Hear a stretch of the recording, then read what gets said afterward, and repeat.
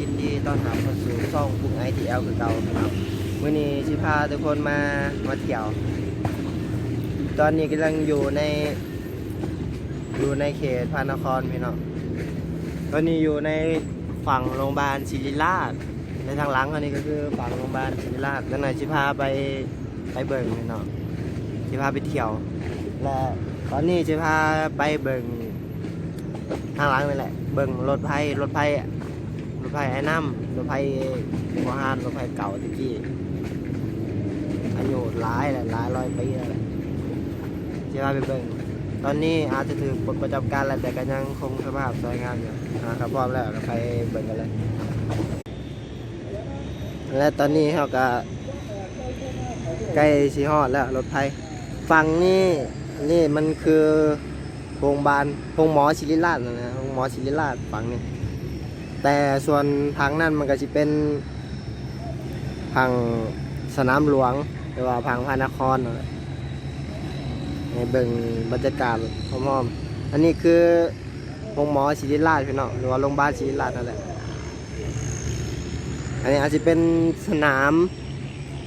มกีฬาหรือว่าสนามแล่นพักผ่อนอย่างนี้แหละของโรงหมอศิริราชตอนนี้เขาจะเข้ามางามพี่น้องสิพาไปเบิ่งรถไฟไอ้น้ำรถไฟเก่าอาจจะผ่านการใช้งานมาหลายปีแต่ตอนนี้มันก็ยังคงสภาพถือว่าคงสภาพดีอยู่นี่พี่น้อง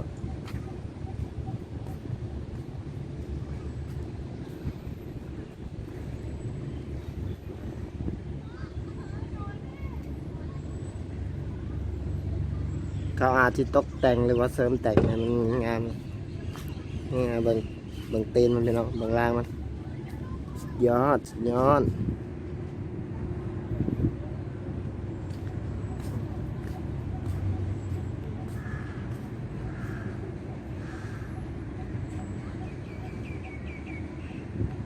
อยู่พี่น้องงามอยู่แต่น่าจะขึ้นบ่ได้จะขึ้นไปเบิ่งแต่ย่านเขาให้พี่น้องว่ามันคล้ายๆคือศูนย์พิพิธภัณฑ์ประมาณนั้นแหละเขาจัดไว้โชว์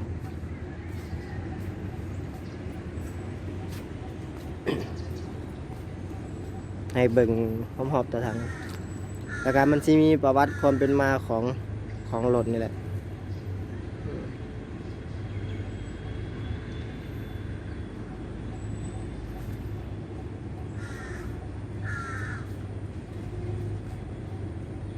ให้เบิ่งพร้อมๆกันได้เป็นน้องเด้อ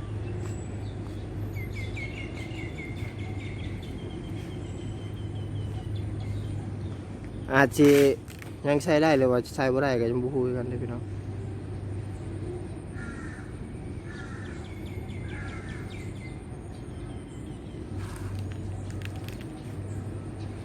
ส่วนทางนี้ก็เป็นโรงหมอศิริราช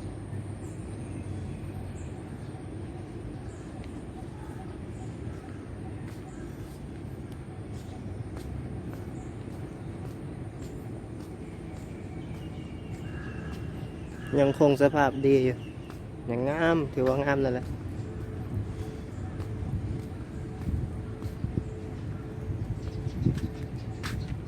มันสีเขียนบอกว่าหามปีนแสดงว่ามันขึ้นบ่ได้พี่น้อง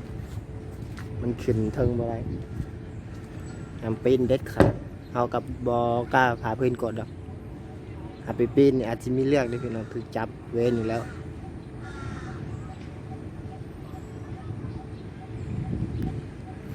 ต้นรถที่ว่าคงสภาพการใช้งานได้ดีพี่น้องน่าชิใช้ได้เพราะว่าเบิ่งแล้วกันยังบ่มีบ่อนใดเพบ่อนใดเสียหายเลยอาจจะใช้ได้แต่มันเก่าอาจจะมาเฮ็ดแบบพิพิธภัณฑ์นะว่าให้ลูกหลานเบิ่ง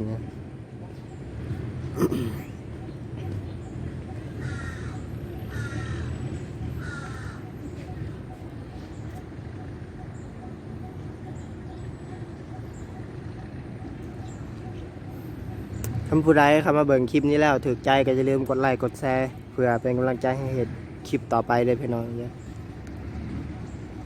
ขอด้วยพี่น้องขอคนละหนึ่งซับสไครต์หรือว่า1ติดตามหรือว่ากดไลค์กดแชร์ก็ดีด้วยพี่น้อง อะไรมื้อนี้ก็ขอจบคลิปเป็นเท่านี้แหละ